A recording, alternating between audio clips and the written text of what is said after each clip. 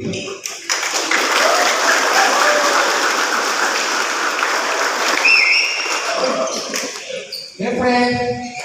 hindi naman ito mangyayari kung hindi galing sa taas.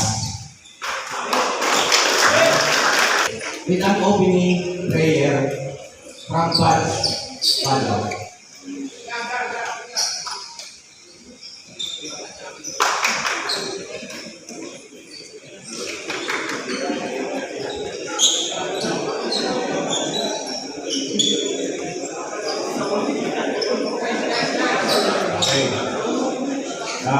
kaibigan na kasama. Yung tayo ng mas sa natin ang puno. Higit. Ang maraming Diyos na nasa langit. Nagpapasalamat po kami ng marami sa iyo. Sapagkat po ngayon buhay at malalakas ang iyong mga anak. Mula sa puso ng iyong mga lingkod, naghahandog po kami ng maraming pagpapasalamat. Sapagkat hanggang ngayon binibigay po pa rin ito sa amin ang buhay at lakas. Higit po sa katama na nanatili po sa aming tungkulin bilang kasabi sa Bangko de Oro. O Diyos ng langit, maawa ka po sa umagang ito ka. Ibabag ko po ang kapayapaan sa aming gagawin, pagpapasilay at higit sa lahat ang aming pagpapalaro upang sa gawin na manatili sa aming puso ang pagkakaunawaan at pagkakaibigan.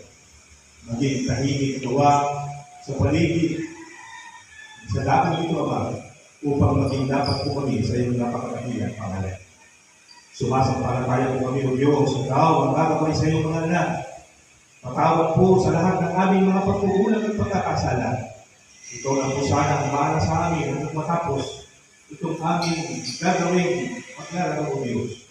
Upang sa laman na makapayapa po kami makauwi sa aming tahanan, makapiling pa namin ang aming mga mahal sa buhay. Sumasampalataya po kami, ikaw ang matakot sa iyong mga anak. Naway, layo mo po kami sa nakulurin ng kampanasan. Magpapatuloy pa po kami sa iyong napagkakilang pangalan. Sumasampalataya po kami, gabayan mo po ang bawat agency na lumahok sa dakong ito naman.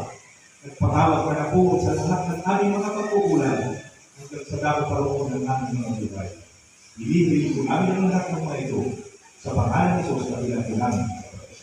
Amen.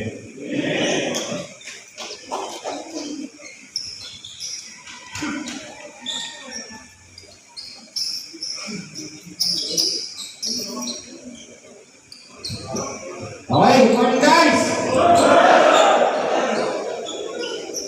Pasensya na kayo. Alam ko, maraming nag-text sa akin, maraming nag-message sa messenger na sir, kailan ba ulit mauulit? Talagang natambakan na kami ng trabaho. Pero now, medyo free na kami. Yung pangako namin sa inyo na ibalik ito, eto na, andito na tayo. At maraming salamat guys sa pag-participate. Guys, hindi ito SIP lang. Kami lang ang namuno para mangyari ito. Pero ito ay hindi lamang credit namin.